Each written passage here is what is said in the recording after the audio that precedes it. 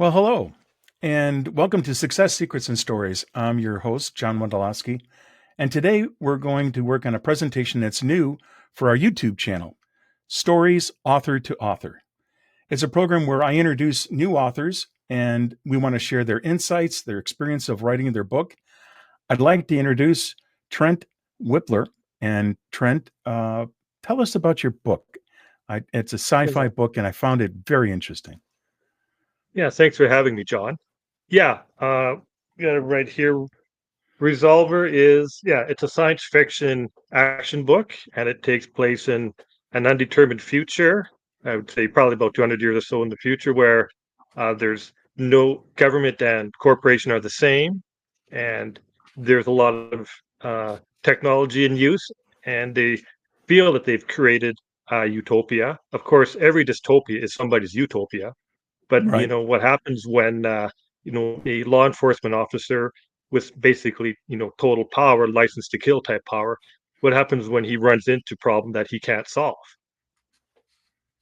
So Yeah. he's Yeah. used to. I mean, my protagonist is a shoot first and don't have to bother to ask questions later, and now he's got a whole bunch of questions that he doesn't know how to ask. So that's, I think, the idea of putting your protagonist into an uncomfortable situation, I think, is part key to every book or every Outstanding. story.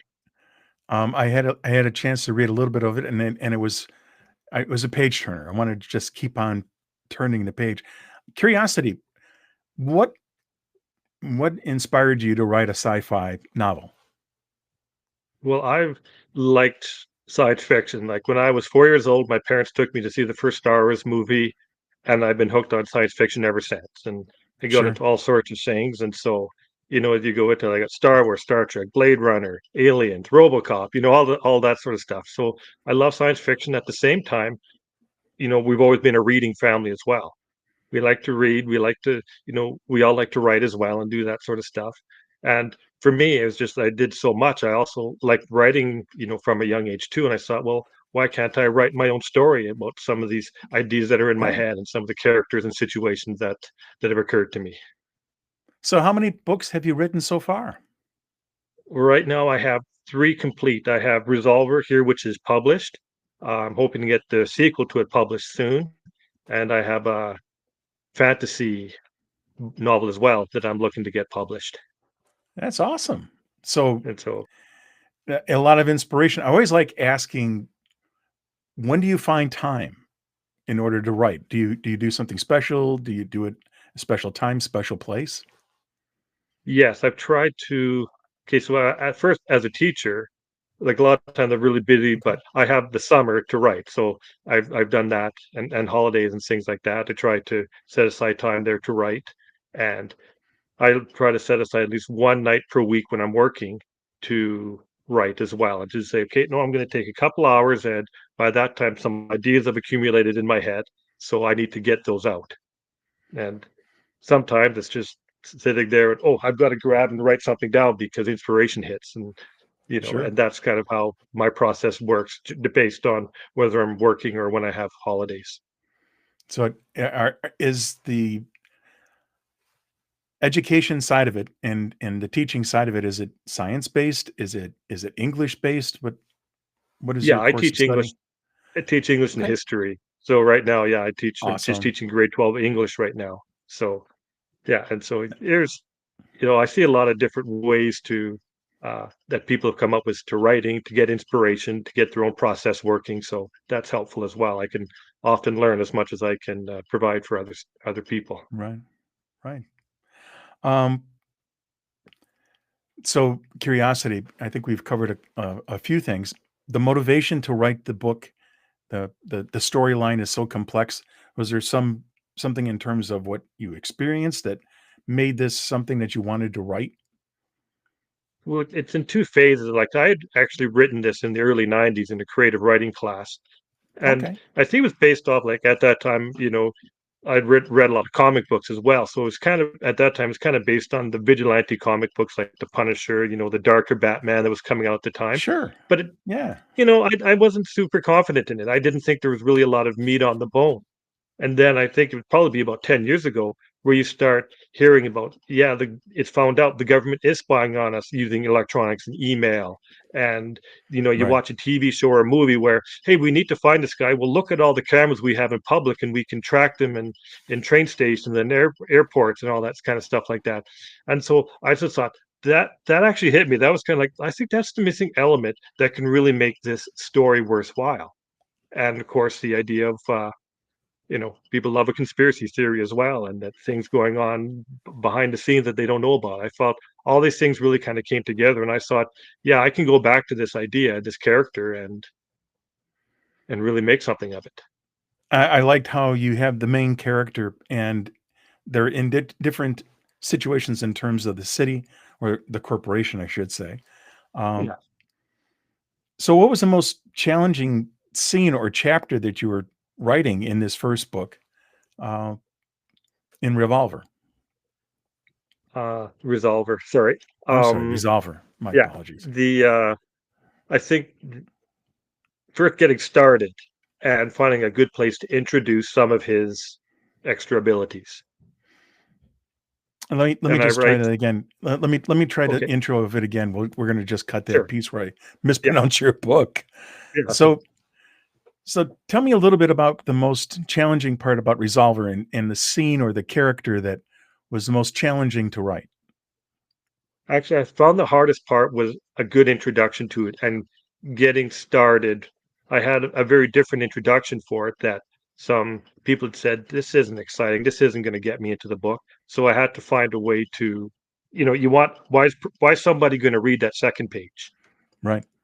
That was the part where I really had to work and then edit that down and keep at it until I thought I had a good way to introduce the dilemma that he's in at the beginning of the book. I did find it interesting the description of rain in your book. Maybe you can talk a little bit about the effect of rain. Well, it's just like acid rain on steroids or whatever, right? It's also a setting with a great deal of environmental degradation and destruction. And so you have a lot of cloudiness. It's kind of meant to be that, dark, gloomy feel to the city overall. And Right. then, when you're in a really super industrialized area of the city, the acid is even worse. It's just coming up and coming back down in rain. So that creates another dilemma that most people aren't out in the rain. But then I thought, well, if he's going to be outside, I kind of also have to give him an ability to survive in that rain. Right. So Right. I did enjoy the complexity of that, and it just builds from there. It's a very interesting adaptation of science. So you talked a little bit about the science that you've enjoyed. What was the last science fiction book you read? the last science fiction book I read it was a trilogy by Eric Lustbader, who is known more Oh, for wow. kind of his spy ninja movies, but he wrote one that uh, at first seemed very much like the setup for Dune, and then he went in total different direction with it. But also, I thought did a great job of saying, okay, here you have this one protagonist. Well, let's completely change his environment and his setup and the situation that he's used to dealing with, and let's see how he handles that. And that was kind of a little bit about what you included in your approach of challenging the environment. Um, Mhm. yeah, very interesting. Curiosity. The names are interesting. How did you come up with the names? Um, some of them just I don't know. It's just sort of hits me. Like I kind of like the last name Hunt because that's kind of what he does. So that kind Sure. of reflects the character and things like that. Yeah. And you know, I have one of my best friends is a cop named Craig. So I did Craig to Greg. You just sort of take that. There's not much of the character in him, but I just you look around and see different things. It's like, oh, that's kind of an unusual name. I had some You names you that I you thought, had a well, I don't lot of want someone that I characters. know to. I don't. No. I don't want someone that I know to get think that I'm thinking about them when I create this character. So you have to be kind of careful about that too. So when I find myself writing, and there's that writer's block, and the part about trying to get past that element of it. Did you have and experienced any of that, especially with a sci-fi kind of approach where you had to like sit back, or what was your technique? Yeah, I had. I didn't write a lot of it linearly. I wrote a lot of it. If I had a big idea in my head, a particular scene, I would write that. And then I'd go back and write this. And then sometimes, you get to a point where you have to write what I call the connective tissue. How am I going to get from this scene to this scene? And that's the part that tends to go a little slower. I think or need a little bit more editing. But I think as long as you can say, okay, what would the character do that would lead him into this? I try to avoid just following because the story says so. I want to do how is this character going to react in this situation that will lead him down this particular path, and that's how I think I get it. Kind of fight back through those moments where it's not flowing the way you want it to. So I haven't had a chance to read the entire book, but you start with the main character and it's a dialogue of his experience. And there other scenes in terms of character set up in terms of whether they're first person, second person? Were you playing with any of that kind of interplay?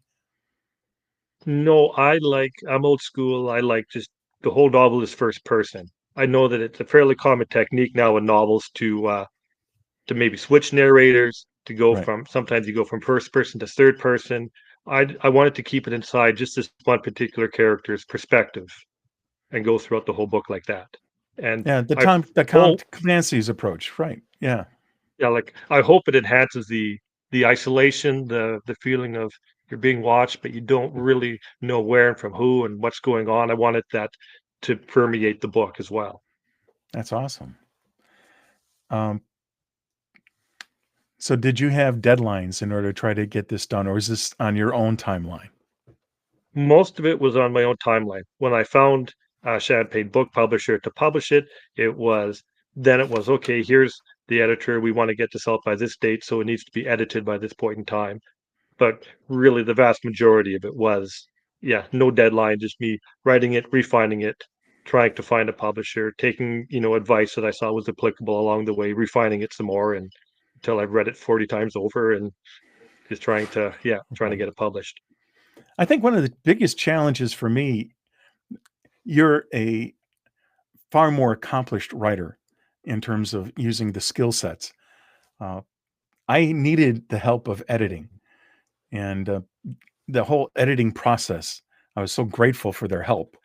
Did you have Yes. an editor helping you with your story too?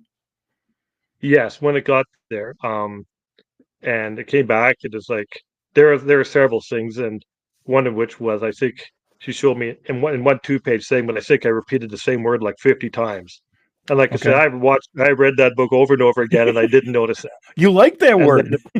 yeah, I guess I really like that word. And then I was always describing people shaking their heads, so I had to say, okay, we don't want their heads to fall off. Let's switch that around. So yeah, there's little things that I think an editor finds that you won't pick up no matter how often you try. You know, Right. you're yeah, you've got your own blind spots, I guess, when it comes to writing. One of the things I was doing when I was writing, I was using paragraphs and I was trying to create time delays and pauses in how the story develops. So I was trying to use space as a way of changing a scene or creating some drama. How did you create the drama? I think because With the character can use his implanted technology to scan around. I find that's a nice way to transition, and I could say, well, that's exactly 150 feet, or it's going to take me 2 minutes and 30 seconds to get somewhere because he can measure those things out. That's sort of a reflection of myself and my thought process, but I found that was a way that I could, do what you were talking about there in terms of changing a scene or describing what's around him. That's awesome. Maybe let's go in a little bit in terms of that implant that our main character is utilizing in those kind of situations. Maybe we can talk a little bit about that element of the Sure. story. Yeah, because I'd heard that. I think we're now like this idea of implanting a microchip in someone's brain. And I think, Yeah. we're all some of this technology and like is relatively new and still kind of primitive. But for me, it's the idea of taking our phones that are always with us and having Right. that inside our head, right? I mean, when you It's think about coming. It's how, coming. yeah, like how much information can just be stored on that phone, and and you can use it as a camera. Like, how many times do you see people with an actual camera now? They use their phone. So Right. if you have all that inside a human being, I think that's I don't know. I think that's a goal that people are going to work towards. Like, you don't need to carry around this phone when it can all be in your head, and you can do financial transactions in your head. And what he pays to go on on public transportation just by uploading it, and they upload and download their identifications to each other and stuff like that. I think that's just instead of passing paper back and forth. I think once you start thinking about all the things that you can do online, that sort of stuff flows from it. One of the interesting stories I heard recently was contact lenses and how they're trying to make it interactive to the point that your character has the ability to upload. They're now talking about a contact lens that has that ability to upload information, and it's wireless. There's no battery. They're Mm, talking yeah, about power actually being emitted. I don't know if it's from a phone or what, how it powers yeah, the lens, but how I know. much science is following science fiction is fascinating. What Yeah, it is. That's what I like about it is you can look at the stuff and just start thinking, hey, this might be a real thing. So is there any potential inventions that are in Resolver?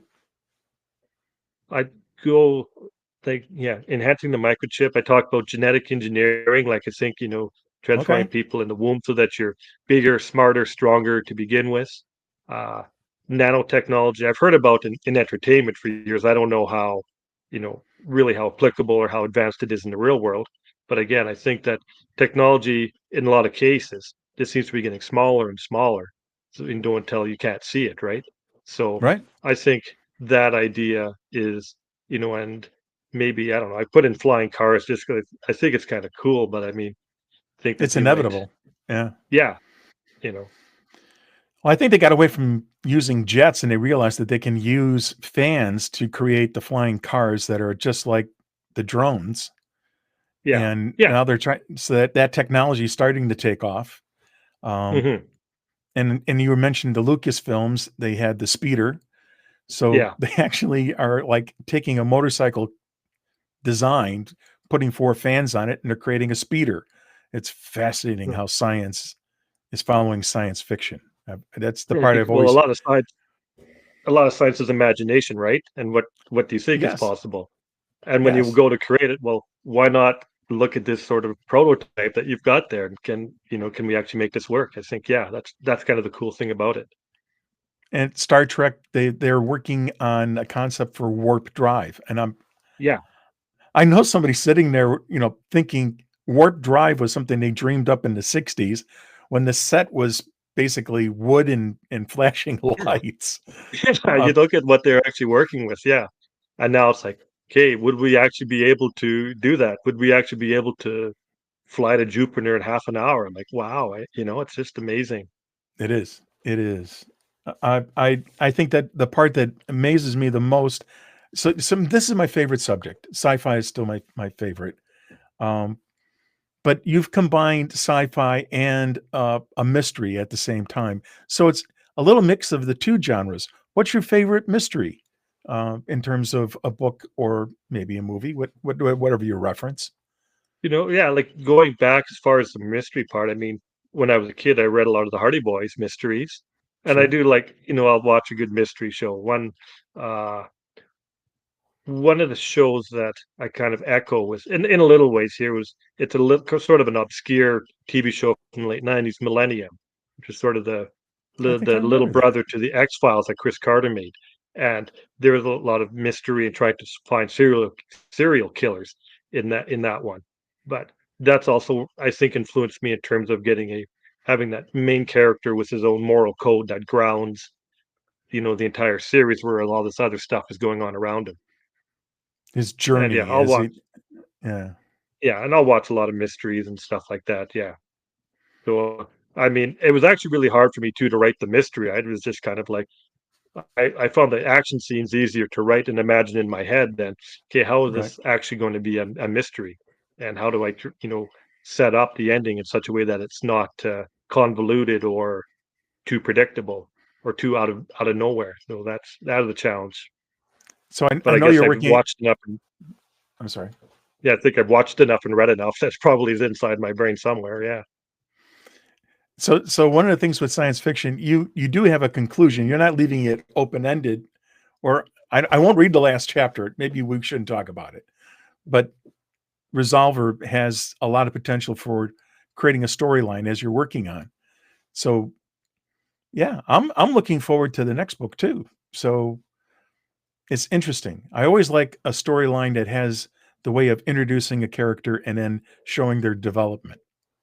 Yeah, I think that that's the when you have a premise with the character and situation, you challenge the character and change the rules around him. I think that works out really well, in terms of engaging people. So that's what I tried to do. And I also have it in mind that as very different character, also a resolver, but someone who's maybe not such an archetype of the kind of person who Okay. would get into law enforcement. Okay. And that's a very interesting way of adapting. What does your family think of the book? They liked it. Of course, they support it. I don't Sure. think my sister's read it. She's very supportive and pumps me up online, but it's not really her type of book. She's never been a science fiction person. My Sure. dad thought there was too much swearing in it, but Well, didn't you do a little trick with the swearing and used different terms of swearing? I did try to use some different terms as well. Yeah, sometimes it was specifically the F bomb. He saw was too much in there, which I tried to use only for emphasis in certain points because I did try to switch it around so there wasn't so much of what we would recognize as swearing. I always remember when I watched or I was reading about the TV show Deadwood, and Sure. there was a lot of swearing in that show.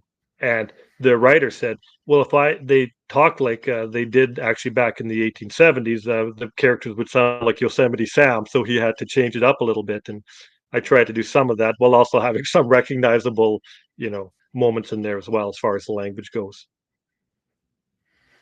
So as a writer, you look at a typical time that you were doing your work, and you had mentioned that you were working in your man cave Mhm. where you're speaking now. So is that your writing center? Is that the spot that you use in order to try to relax? It has become this, and I used to actually write in a lot of coffee shops. I Okay, did, but COVID kind of took me out of that practice. That was where you're just sitting at home, and so I have found, a place here where I can put my feet up. I can play some music in the background if I want to, and I can make my own coffee, or have a drink of water, whatever, and be able to work for a while and hopefully not get too distracted. awesome. So what else should we talk about? I think we have a pretty good idea about the book. I'm really looking forward to uh, finishing the book. I've started the book. Uh, Okay. what else would you like to tell your audience uh, as we're closing this segment? Well, I feel like science fiction, to be good science fiction always holds like a mirror up or the reflection of society at the time. And I think the things that are in the book, like the issues of law and order and crime and punishment, the people's privacy and how technology has done that. I mean, technology is a tool. It can be very helpful and useful, but there's also very much an issue of taking away people's privacy, um, the environment, and the role of corporations and the economy and society. I think all those things are relevant today as they've ever been. And we have to look. Yeah, we've got all this great technology, but who's going to use it? What's it going to be used for? I think that those are some questions that are asked in the book. I'm not. It's not didactic. I'm not trying to lecture anybody on what Right, the right right. answer is for society and the world, but I want people to sort of recognize, hey, do is this what we want out of society? Is this the way we want our police to behave? That sort of thing is the way that things as questions that I hope people are getting out of this book and asking themselves. So if they want to buy the book or they want to contact you, what's your contact information or what mediums are selling your book currently? Well, we've got it on Amazon and there so you can get a paper copy like this one, or you can download the Kindle version. Okay, so for ebooks. It's in all, you can order it through, say, Chapters up here in Canada, Barnes and Noble in the United States, of course, all the Amazons, and looking hopefully in the near future to be able to get it on audiobook as well. Awesome. Contact information is trentwhippler.com. And my website is there. You can get the book. There's a contact me if someone wants to utilize that. And yeah, that'd probably be, and I'm on social media as well on Facebook, Instagram, and TikTok, all those fun places. Oh yeah, you got all the social pieces of it, but it's a great format, and I really wish you success, Trent. This Well, is thank you. a fun book, and yeah, I would strongly Yeah, recommend people reading it. I'm only into the front end of the book, but it's a page turner. I just couldn't put it down. I got busy, but I'm going to be finishing it as soon as possible. nice. And yeah, and I hope, of course, I want to entertain people. It's not just a big philosophical tome about things. I want people to be entertained while they're, reading science fiction and getting to know this character and his stuff. So yeah, I'm glad you're enjoying it. I hope everyone does. Awesome. All right. Well, that wraps up our episode of Stories Author to Author. Uh, don't forget to like or make comments or subscribe for any other insights or anything else that's coming on our podcast or on our YouTube channel. So until next time, keep reading, keep writing, and keep sharing those stories. See you soon.